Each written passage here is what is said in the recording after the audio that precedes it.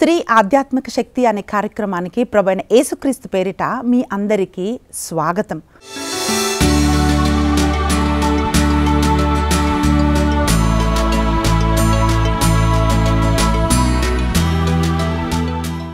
ప్రియులారా, వాక్యం ఏం పలుకుతుందంటే తప్పును దాచినవాడు వర్ధిల్లడు, దాన్ని ఒప్పుకొని విడిచిపెట్టువాడు వర్ధిల్లెదడు అని వాక్యం తెలియజేస్తుంది.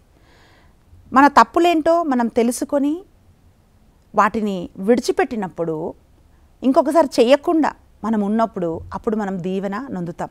అసలు నేను తప్పే చేయలేదు, లేక ఆ తప్పులోంచి బయటికి రావాలని ఒక మనసు లేకపోతే దాని పర్యవసానాలు ఎట్లుంటాయో ఒక కుటుంబంలోంచి, ఒక స్త్రీ జీవితంలోంచి ఈరోజు మనము ధ్యానించబోతున్నాం.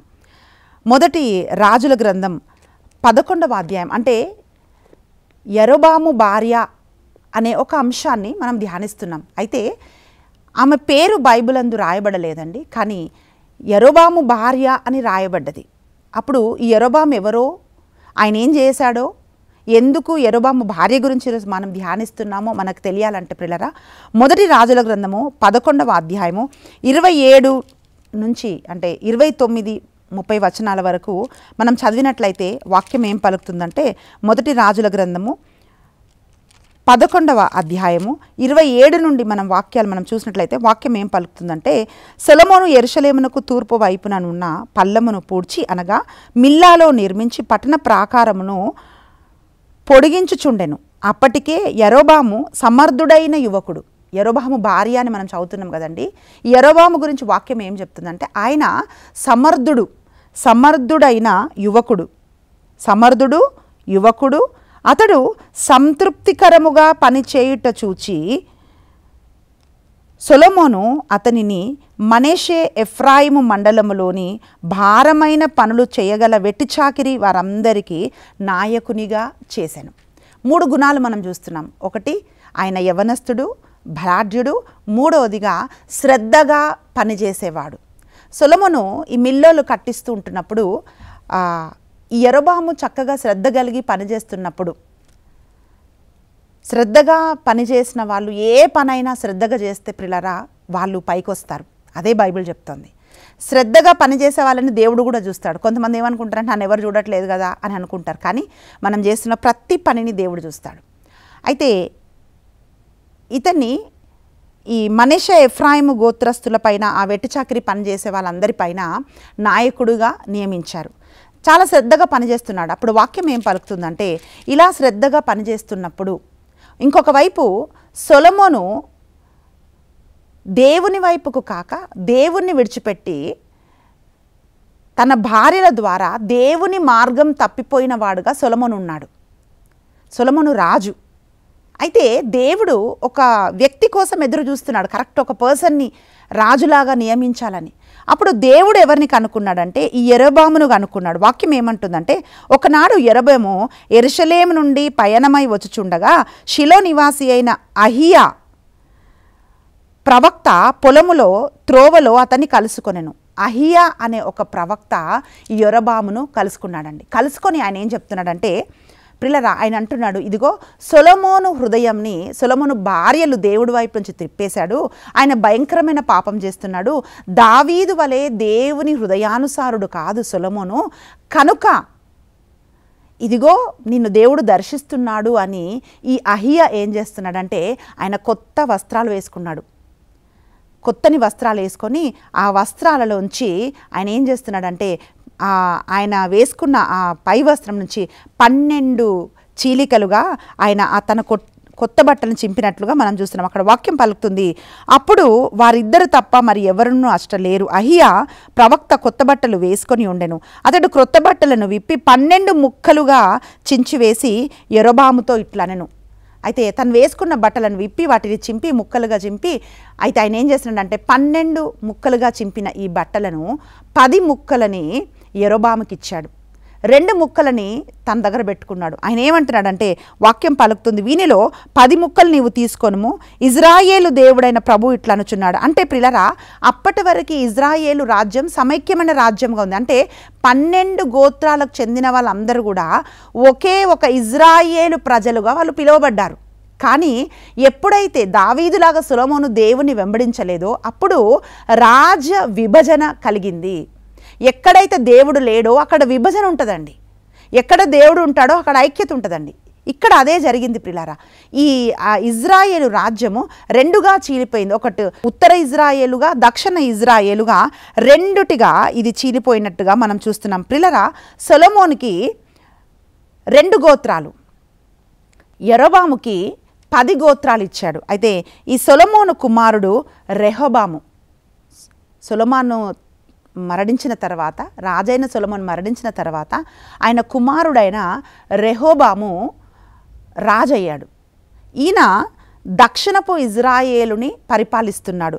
అక్కడ 2 గోత్రాల వాళ్ళు ఉన్నారు. యెరూషలేము దానికి రాజధానిగా, ఎందుకంటే యెరూషలేము దేవుని ఆలయము, దేవుని ఆలయము అక్కడ ఉంది కనుక దేవుడు దావీదుకు వాగ్దానం ఇచ్చాడు, ఎప్పుడు ఇక్కడ దీపం పెట్టడానికి నీ వంశం నుంచి నేను ఎప్పుడు మనుషుల్ని ఉంచుతాను అని చెప్పి దేవుడు దావీదుకి ఇచ్చిన వాగ్దానాన్ని జ్ఞాపకం చేసుకొని ఆ యెరూషలేమును ఏం చేశాడు, 2 గోత్రాలని మాత్రమే ప్రిలరా సొలొమోను వైపుకు పెట్టాడు. అంటే సొలొమోను కుమారుడైన రెహోబాము దగ్గర పెట్టాడు. ఇంకొక వైపు మనం చూస్తే ప్రిలరా ఇది నార్త్ ఇజ్రాయెల్ అన్నమాట. అంటే ఈ యరొబాముకి 10 గోత్రాల వారిని ఆయన ఇచ్చాడు. అంటే ఎక్కడండి శ్రద్ధగా పనిచేస్తున్న వాడిని, వెట్టి చాకిరి పనిచేసే వాళ్ళపైకి నాయకుడిగా దేవుడు లేపాడు. ఆ నాయకుడి నుండి 10 గోత్రాలకు రాజుగా దేవుడు ఈ యరొబామును లేపాడు. అంటే ప్రిలరా మనం చేస్తున్న ప్రతి పనిని దేవుడు గమనిస్తుంటాడు. ఎక్కడి నుండి లేపాడండి? పనులు చేపిస్తున్న వాడు రాజుగా మారాడు. అయితే వాక్యం ఏం పలుకుతుందంటే ఎప్పుడైతే ఇతను రాజుగా మారాడో, మొదటి రాజుల గ్రంథము 12వ అధ్యాయము 26, 27 మనం చూసినట్లయితే వాక్యం ఏమంటుందంటే, అతడు తనలో తాను ఈ ప్రజలు యెరూషలేమునకు బలులర్పింతురేని వారు యూదా రాజైన రెహోబామునే రాజుగా అంగీకరించి నన్ను చంపివేయవచ్చును అనుకొని ఏం చేశాడంటే ప్రిలరా ఇట్లు తలపోసి అతడు 2 బంగారు కోడె దూడలను చేయించి తన ప్రజలతో, మీరు యెరూషలేమునకు వెళ్ళుటకు ఇక చాలింపుడు, మిమ్ము ఐగుప్తు నుండి తోడుకొని వచ్చిన దేవతలు వీరే చూడుడి అని అతడు ఒక బంగారు దూడను బేతేలులో మరి ఒక్క దానిని దాను నందు నెలకొల్పెను. ఇజ్రాయేలు ప్రజలు దేవుని యొద్ద నుండి తొలగిపోవటానికి యరొబాము కారకుడుగా మారిపోయాడు. అంటే ప్రిలరా ఇక్కడ గమనించవలసిన విషయం ఏమిటి అని అంటే, ఈయన నేను రాజు అవుతాననలేదు, నాయకుడు అవుతాననలేదు, దేవుడే అతన్ని చేశాడు. దేవుడు దీవించిన తర్వాత, రాజైన తర్వాత ఆయన భయం ఏమిటి అంటే, ఇది నా దగ్గర నుంచి పోతుందేమో, దేవుడిచ్చింది నీ దగ్గర ఎప్పుడు ఉంటుంది, అయితే ఇది నా దగ్గర నుంచి పోతుందేమో అని ఏం చేస్తున్నాడంటే, చెయ్యకూడని ఒక పనిని యరొబాము చేస్తున్నాడండి.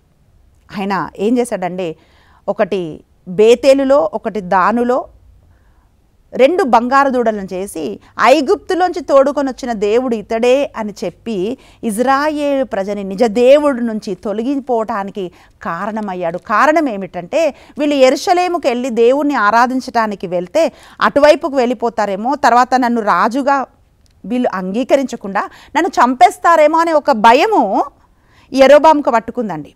పట్టుకొని అలాంటి ఒక పని చేసినప్పుడు ప్రిలరా దేవుడు యరొబాము చెయ్యి విడిచిపెట్టాడు. ఈరోజు ఏ దేవుడు తనని లేపాడో అది యరొబాము మర్చిపోయాడు. చాలామంది ప్రిలరా దేవుడిచ్చిన దీవెనని వాళ్ళు మర్చిపోతుంటారు, దేవుణ్ణి వాళ్ళు మర్చిపోతుంటారు, దేవుని సన్నిధికి రావటానికి వాళ్ళు ఇష్టపడరు. ప్రియ సహోదరి, ప్రియ సహోదరుడా, కానీ ఇక్కడ వాక్యంలో మనం ఏం చూస్తున్నామంటే 14వ అధ్యాయంలో ఏం జరుగుతుందంటే, మొదటి రాజుల గ్రంథము 14వ అధ్యాయంలో మనం చూసినప్పుడు వాక్యం ఇట్లా పలుకుతుంది, యరొబాము కుమారుడైన అబియాకు జబ్బు చేసెను. యరొబాము తన భార్యతో, ఈ ప్రజలు నీవు రానివని గుర్తుపట్టని విధముగా మారువేషము వేసుకొని షిలో నగరమునకు పొమ్ము, నేను రాజు నగుదునని ముందుగానే ఎరిగించిన అహియా ప్రవక్త అక్కడ నివసిస్తున్నాడు. వెళ్ళేటప్పుడు ఏం చేయి, అతనికి 10 రొట్టెలు మిఠాయిలు దుత్తడు తేనె కొనిపొమ్ము, మన బిడ్డకేమి సంభవించునో అతడు నీకు తెలియజేయును అని చెప్పాడు. ప్రియులారా, ఈరోజు యెరోబాము భార్య అని మనము ఎందుకు ఇది ధ్యానిస్తున్నామంటే, ఆయన తన భార్యకి ఏం చెప్తున్నాడంటే, అమ్మా అంటే అతని కుమారుడు అబియా, అహియానేమో ప్రవక్త, అబియానేమో కుమారుడు. అయితే ఈ అబియా జబ్బుపడ్డాడు, ఇంకా మరణకరమైన స్థితిలో ఉన్నప్పుడు ఏం చేయాలో ఈ రాజుకు అర్థం కాక తన భార్యతో ఏం చెప్తున్నాడంటే, అమ్మా నువ్వు రాణిలాగా కాదు, వేరే ఒక ఆమెలాగా మారువేషం వేసుకొని, నేను రాజు కాకమునుపే షిలోలో ఒక ప్రవక్త ఉన్నాడు, ఆయన అహియా ప్రవక్త, ఆయన దగ్గరికి నువ్వు మారువేషం వేసుకొని నువ్వు వెళ్ళు, ఏం జరుగుతుందో మన కుమారుడికి అతనికి చెప్తాడు అన్నాడు. అప్పుడు భార్య ఏం చెప్పాలండి, మరి నువ్వు రాజు కాకముందే రాజయ్య చెప్తాడు అన్నప్పుడు మరి మీరు కూడా రావచ్చు కదా అని అడగాలి. బట్ అవి అడిగినట్లుగా మనం చూడట్లేదండి. ఇంకా ఎందుకు నేను మారువేషం వేసుకొని వెళ్ళాలి, నేను రాణిగానే వెళ్ళొచ్చు కదా, యెరోబాము భార్యగానే నేను వెళ్ళొచ్చు కదా అని ఆమె అనొచ్చండి. కానీ అది కూడా మనం చూడటం లేదు ప్రియులారా. వాక్యం ఏమంటుంది అంటే, ఇది యెరోబాము ఏమనుకుంటున్నాడంటే, ఎందుకు మారువేషం వేసుకోమని అంటున్నాడంటే, ఇజ్రాయేలు ప్రజలు ఎవరు కూడా యెరోబాము భార్యనే షిలోకి వెళ్ళింది అని చెప్పి ఎవరికి తెలియకూడదు. కొంతమంది దేవుడిచ్చిన బ్లెస్సింగ్స్ కావాలండి, కానీ దేవుడి దగ్గరికి రావటానికి మాత్రము అంటే వాళ్ళు మమ్మల్ని చూస్తారేమో, చూస్తే వాళ్ళు ఏమనుకుంటారో, వీళ్ళు ఏమనుకుంటారో అని చాలామంది భయపడుతుంటారండి. ప్రియులారా, ఇక్కడ కూడా ఈయన చేసినది ఏంటో తెలుసా, మనుషులకు తెలియకుండా, దేవుడికి తెలియకుండా, ఆ ప్రవక్త కూడా గుర్తుపట్టకుండా, ఇప్పుడు ఎవరైనా మనకి ఒక మేలు చేశారు, ఒక మంచి చేశారంటే మనకు ఒక కృతజ్ఞత ఉంటుంది. వాళ్ళని అటువైపు వెళ్ళినప్పుడు వాళ్ళని కలవాలని, లేకుంటే అంటే మీ వల్ల ఇట్లా అని మనం చెప్తాం వాళ్ళకి. కానీ ఈ యెరోబాము రాజు ఏమనుకుంటున్నాడంటే, దేవుణ్ణి తను మోసం చేయొచ్చు అని అనుకుంటున్నాడు. ప్రియబిడ్డ, దేవుడు ఒక దీవెన మనకిస్తే ఆ దీవెన మనల్ని విశ్వాసంలోకి నడిపించాలి. కానీ యెరోబాము ఏం చేస్తున్నాడంటే, దేవుడు దీవెన పట్టుకొని పాపంలోకి వెళ్ళిన ఒక వ్యక్తిలాగా మనం చూస్తున్నాం. రెండోదిగా మనం ఏం చూస్తున్నామంటే, మారువేషం వేసుకొని వెళ్ళమంటున్నాడు. అక్కడ వచనాలు మనం చదివినట్లయితే వాక్యం ఏమంటుందంటే ప్రియులారా, ఆ విధముగానే యెరోబాము భార్య మారువేషం వేసుకొని నగరమునకు పోయి అహియా ఇల్లు చేరుకొనెను. అహియాకు పెద్ద ప్రాయం వచ్చినందున దృష్టి మందగించి ఉండెను. యెరోబాము భార్య మరొక స్త్రీ వలె నటించుచు, ఏంటండి నటించుచు, జబ్బుగా ఉన్న బిడ్డ వచ్చుచున్నదని, తనకేమి సంభవించునో చెప్పుమని అడుగునని ప్రభువు ముందుగానే అహియాకు తెలియజేసెను. ప్రవక్త ఆమెతో ఏమి చెప్పవలనో కూడా ముందుగానే తెలియజేసెను. కనుక ప్రియులారా, ఈ అహియా వృద్ధుడైపోయాడు కాబట్టి కొంచెం కనుచూపు మందగించింది. కనుక దూరం నుంచి ఎవరైనా మనుషులు వస్తే, ఇప్పుడు చూడండి, ఎవరైనా ఏజ్ అయిపోతే వాళ్ళు తొందరగా గుర్తుపట్టరు. అహో నువ్వా అవునా అమ్మ, నువ్వా బిడ్డ అని అంటారు. ఎందుకంటే వాళ్ళు అది గుర్తుపట్టలేకపోతారు అనమాట. సో ఇక్కడ కూడా ఈ ప్రవక్త ప్రియులారా వృద్ధుడైపోయాడు కాబట్టి ఆమె రాణిలాగా కాకుండా మారువేషం వేసుకొని ఎవరో ఒక ఆమె వచ్చినట్టుగా ఆమె నటిస్తూ దగ్గరికి వస్తుంటే, ఆమె ఇంకా దగ్గరికి రాకముందే ఈ ప్రవక్తతో దేవుడు ఏం చెప్తున్నాడంటే, అహియా ఇదిగో యెరోబాము భార్య నీ దగ్గరకు వస్తుంది, ఆమె రాణిలాగా రావట్లేదు, ఎవరో ఇంకొక స్త్రీలాగా నటిస్తూ నీ దగ్గరికి వస్తుంది, ఆమెకి ఏం చెప్పాలో ఇది నువ్వు చెప్పు అని చెప్పి ఏం సందేశం ఇవ్వాలో ఆల్రెడీ ఆ సందేశము ఆ ప్రవక్తకి ఇచ్చేశాడు దేవుడు. ఆమె వస్తూ ఉంటున్నప్పుడు ఆమె ఏమనుకుంటుందంటే, ఈయన ముసలోడు కదా, ఇక్కడ వరకు నేను వచ్చేసినాను, మనుషులు ఎవరు చూడలేదు. ఎందుకంటే ఆమె వేరే ఆమెలాగా వచ్చినప్పుడు బహుశా మనుషులు ఎవరు ఆమెను గుర్తుపట్టలేదు. కానీ ప్రియులారా, అన్నీ చూసే దేవుడు నీ దేవుడు, ఆయన కళ్ళకు ఏది మరుగై ఉండలేదు. సూర్యుడి కంటే 10,000 రెట్లు కాంతివంతమైన కనులు కలిగిన వాడు దేవుడు. ఆయన కళ్ళకి ఏదైనా మరుగై ఉన్నదా ప్రియబిడ్డ? మనుషులందరూ పై రూపాన్ని చూస్తారు, కానీ నీ హృదయ అంతరంగం, నీ జీవితం, నీ కుటుంబం, నువ్వు చేస్తున్న ప్రతి పని, నువ్వు ఆలోచిస్తున్న ప్రతి ఆలోచన, నువ్వు ఏం చేస్తావో ఏం చేసావో అన్నీ కూడా దేవుడికి తెలుసు. అయితే యెరోబాము ఈ విషయాన్ని మర్చిపోయాడు. ఆయన భార్య కూడా ఈ విషయాన్ని మర్చిపోయి ప్రియులారా వేరే ఒక్కతిలాగా వస్తూ ఉంటున్నప్పుడు అక్కడ ఆ ప్రవక్త ఆమెను ఎట్లా ఎదుర్కొంటున్నాడో, ఆ ఎదుర్కొంటున్న విషయం మనము చూసినప్పుడు మనకు ఆశ్చర్యం కలుగుతుంది. అక్కడ వాక్యం పలుకుతా ఉంది, ఇట్లా అంటా ఉంది, ప్రవక్త ఆమెతో ఏమి సంభవించవలనో కూడా ముందుగానే తెలియజేసెను.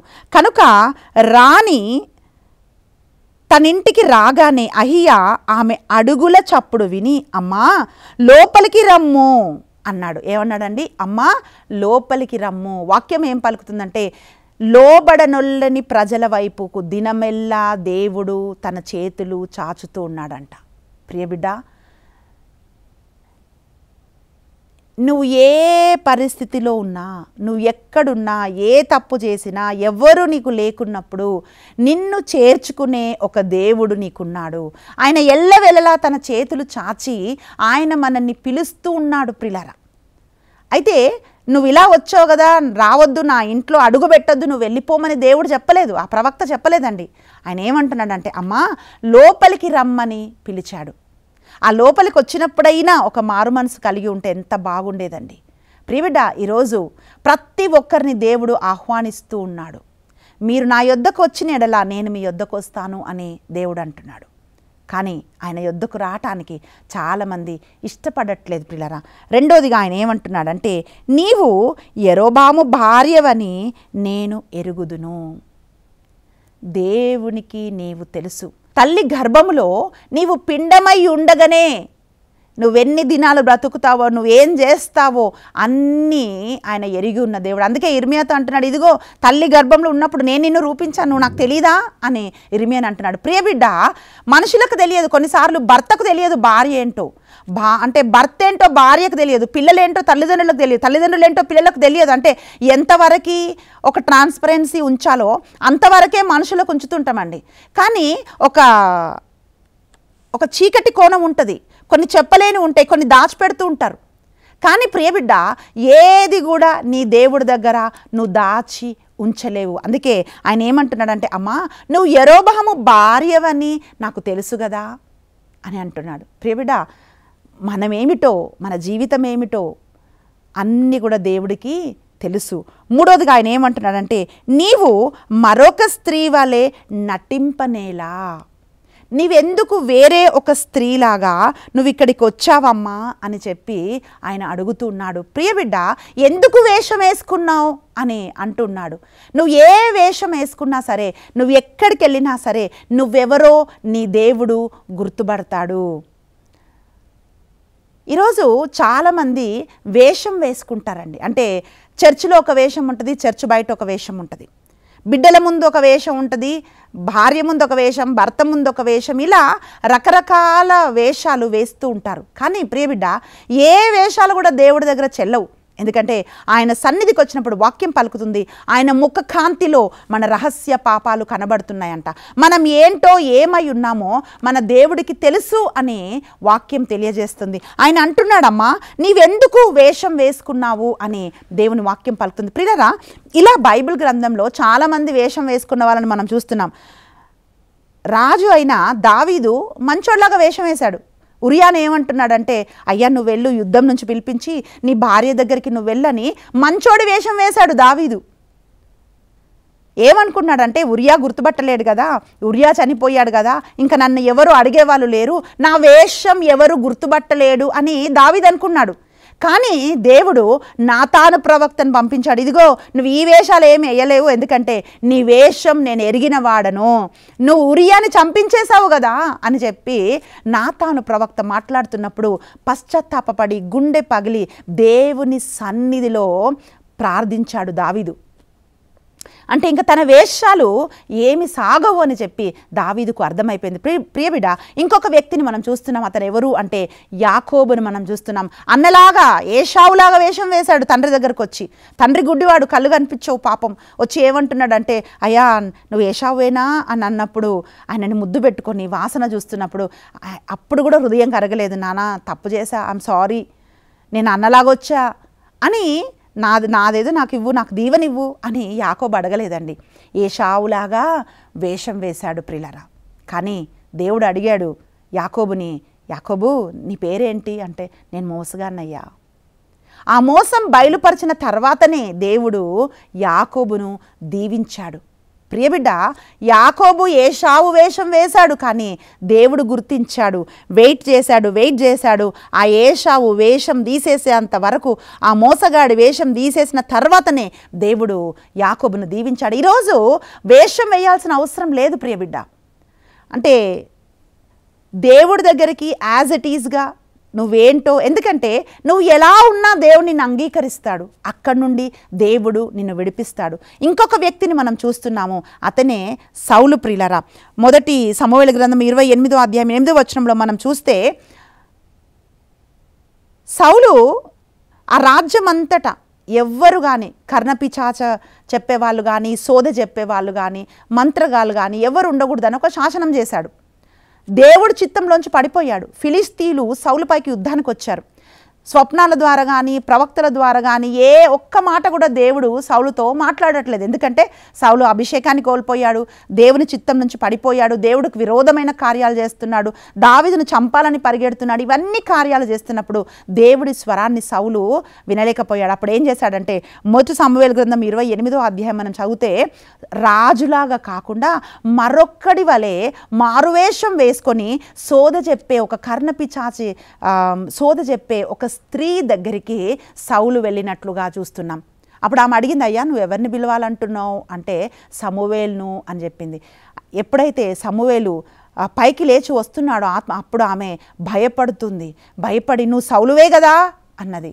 ఇదిగో నేను నిన్నేం చెయ్యను, నేను సౌలునే కదా అన్నప్పుడు అప్పుడు సమూయేలు ప్రవక్త ఏం చెప్తున్నాడంటే, ఇదిగో నీవు నీ కుటుంబం అందరు కూడా ఫిలిస్తీన్ల చేతిలో మీరు నాశనం అయిపోతారు అని చెప్పి సమూయేలు ప్రవక్త చెప్పినట్లుగా మనం చూస్తున్నాం. ప్రియులారా, ఆ సోద చెప్పే కర్ణపిశాచ చెప్పే ఆమె మారువేషం వేసుకొని వెళ్ళినప్పుడు సౌలుని రాజుగా ఆమె గుర్తించలేదు, కానీ దేవుని ఆత్మ కలిగిన అహియా ప్రవక్త ప్రియులారా ఆయన యెరోబాము భార్యని గుర్తించాడు. ఈరోజు దేవుడు ఏమంటున్నాడంటే, దేవుడి దగ్గరికి వచ్చినప్పుడు వేషాలు వేయాల్సిన అవసరం లేదు ప్రియబిడ్డ. దేవుడు నీ జీవితంలో కార్యం చేసినప్పుడు విశ్వాసంలో వృద్ధి చెందాలి. రెండవదిగా ఏంటంటే, ఇక్కడ ఆయన ఏం చెప్తున్నాడంటే, నువ్వు మారువేషం వేసుకొని వచ్చావు కదమ్మా, నీకు నేను ఒక సందేశం చెప్తున్నాను. ఆయన అంటున్నాడు, నీవు మరొక స్త్రీ వలె నటింపనేలా నేను నీకొక దుఃఖకరమైన వార్త వినిపించెదను. ప్రియబిడ్డ, వేషమేస్తే మిగిలేది దుఃఖమే, వేషమేస్తే మిగిలేది కన్నీరే. ఆ వేషమేమీ లేకుండా ఉన్నది ఉన్నట్టుగా దేవుని సన్నిధికి వెళ్ళినప్పుడు దేవుడు మనల్ని దీవిస్తాడు. ఈరోజు మంచివాడిగా వేషం వేస్తున్నావా? మంచి కుమారుడు వేషం వేశాడు యాకోబు, పెద్ద కుమారుడు వేషం వేశాడు యాకోబు, ఎవరో తెలియని ఒక వ్యక్తి లాంటి వేషం వేశాడు సౌలు. ప్రియబిడ్డ, ఆ వేషాలన్నీ కూడా బయటపడ్డాయి. ఈరోజు వేషం వేయాల్సిన అవసరం లేదు. ఎందుకమ్మా, నువ్వు వేరే ఒక దానిలాగా నువ్వు ఎందుకు వచ్చావు? కుమారుడు చనిపోతున్న ఒక స్థితిలో ఉంటే తన గర్వాన్ని తగ్గించుకొని నా కొడుకే పోతున్నప్పుడు ఈ రాజ్యం ఏంటి, ఇవేంటి అని చెప్పి నేను పాపం చేశాను, తప్పు చేశానని పశ్చాత్తాపపడి దేవుడి సన్నిధికి వస్తే దేవుడు ఆ యెరోబాము కుమారుడైన అబియాని బ్రతికించేవాడేమో. కానీ ఆయన ఏమంటాడు తెలుసా, ఇదిగో నీ పాదాలు పట్టణంలోకి వెళ్తున్నప్పుడే నీ కుమారుడు చనిపోతాడు, నీ వంశం అంతా కూడా ఇతను మాత్రమే ఒక మంచి సమాధి చేయబడతాడు, అబియా మాత్రమే. ఎందుకంటే ఈ వంశం అంతటిలో కేవలం అబియా మాత్రమే కొద్దిగా గుర్తించదగినవాడు. మిగతా వాళ్ళందరూ పొలంలో చనిపోయిన వాళ్ళు రాబందులతో, పట్టణంలో చనిపోయిన వాళ్ళు కుక్కల చేత పీక్కబడి నీ వంశం మొత్తం పాడైపోతుంది అని చెప్పి ఒక దుర్వార్తను ఆమె మోసుకొని వెళ్ళింది తిరిగి ఇంటికి. యెరోబాము భార్య మారువేషం వేసుకుంది. పోనీ ఆమైనా సరే అక్కడికి వచ్చినప్పుడు ఇదిగో నేను రాజు భార్యనే, ఎందుకంటే ఆమె మనసులో అనుకొని ఉంటే తప్పకుండా దేవుడు అది ఆ ప్రవక్తకు బయలుపరిచేవాడు. కానీ ఆమె కూడా భర్త ఏం చెప్పిందో అది విన్నది, కానీ ఏది సత్యమో సత్య మార్గంలో నడవలేదు. ప్రియబిడ్డ, ఈరోజు సత్యం స్వతంత్రులను చేస్తుందని వాక్యం పలుకుతోంది. వేషం మన జీవితాన్ని దుఃఖంలోకి నడిపిస్తుంది. కాబట్టి వాక్యం ఏం పలుకుతుంది అని అంటే, ఏ వేషం వేయకుండా దేవుని సన్నిధిలోకి వచ్చినప్పుడు అప్పుడు మన కుటుంబం దీవించబడుతుంది. మనము ఇంకొక పాఠం ఏం నేర్చుకుంటున్నామంటే, ఒక మనిషి దేవుడితో ఉండే సంబంధమే ఆ తరాలని ఆశీర్వాదంలోకి నడిపించాలా, శాపంలోకి నడిపించాలా, దానిపైనే ఆధారపడి ఉంటుంది. దేవుడు అంటున్నాడు, నీవు నా యుందుంటే నీ తరాలని నేను దీవిస్తానన్నాడు. ప్రియబిడ్డ, ఈరోజు ఒకవేళ నీ భర్త తప్పిపోతున్నాడేమో, కానీ నువ్వు ఒక తప్పిపోయే భార్యలాగా, ఒక వేషం వేసుకునే ఒక భార్యలాగా ఉండకుండా దేవుని సన్నిధికి వచ్చి, అయ్యా నా భర్త పొరపాటు చేస్తున్నాడు నిజమే అయ్యా, కానీ కనికరించు ప్రభువా, నా కుటుంబాన్ని విడిపించయ్యా, నా బిడ్డను విడిపించయ్యా అని చెప్పి వేషం లేకుండా ప్రార్థన చేస్తే తప్పకుండా దేవుడు కుటుంబాన్ని విడిపిస్తాడు. కళ్ళు మూసుకుందాం, ఒక నిమిషం మనం ప్రార్థన చేద్దాం. ఏ వేషం మనం వేస్తున్నాం? ఒక్కసారి మన జీవితాన్ని మనం పరిశీలన చేసుకుందాం. కుటుంబంలో భార్యాభర్తలు ఇద్దరు కూడా సేమ్ ఒక స్పిరిచువల్ స్థితిలో ఉండాలని లేదు ప్రియులారా. భర్త దేవుడిలో ఉండొచ్చు, భార్య ఉండకపోవచ్చు, భార్య ఉండొచ్చు, భర్త లేకపోవచ్చు, కానీ దేవుడు ఏమంటున్నాడో తెలుసా? మన ప్రార్థన వినే దేవుడు. యరొబాము భార్య వలె వేషం వేసుకోకుండా ఉన్నది ఉన్నట్టుగా దేవుని సన్నిధికి వెళ్తే దేవుడు మనల్ని దీవిస్తాడు. ఒక్క నిమిషం ప్రార్థన చేద్దాం. స్తోత్రం నాయన. యరొబాము భార్య నాయన మరొక్కటి వల్ల వేషం వేసుకొని దేవుని సన్నిధికి వచ్చింది. కన్నీరు దుఃఖాన్ని మోసుకొని వెళ్ళింది అయ్యా, నాశనాన్ని మోసుకొని వెళ్ళింది ప్రభువా. అయ్యా ఈరోజు నీ సన్నిధిలో మేము ప్రార్థిస్తున్నాం నాయన. మేము ఏమై ఉన్నామో నీకు తెలుసు నా తండ్రి, నీవు మమ్మల్ని ఎరుగుతావయ్యా. అవును నా తండ్రి, అయ్యా మా ఆలోచన నీకు తెలుసు, మా జీవితం మీకు తెలుసు ప్రభా. నీకు ఇష్టం లేనివి, నీకు ప్రీతిగా లేనివి ఏవి మా జీవితంలో మా కుటుంబాల్లో ఉన్నాయో ప్రభా, సమస్తము తొలగించి నా తండ్రి నీకు వందనాలు. నీకు ఇష్టమైన బిడ్డలుగా నాయన మలచమని అడుగుతున్నాం. ఈరోజు భర్త, బిడ్డలు, భార్య ఎవరు దేవుని మార్గంలో లేరో ప్రియ బిడ్డ, అయ్యా వారిని నువ్వు నడిపించలేకపోతున్నావా? అడుగు ప్రభువా, వారిని మీరు దర్శించండి నాయన, వాళ్ళ హృదయాన్ని మార్చండి నా తండ్రి. మా కుటుంబాన్ని మీరు పట్టుకొని దీవించమని యేసుక్రీస్తు బలమైన నామమున ప్రార్థించి అడిగి వేడుకుంటున్నాం తండ్రి. ఆమేన్. ప్రియబిడ్డ, వేషం వేయకుండా ఆయన సన్నిధిలోకి మనం వెళ్ళినప్పుడు మనం దీవెన పొందుకుంటాం. దేవుడు మిమ్మల్ని ప్రేమిస్తున్నాడు. God bless you.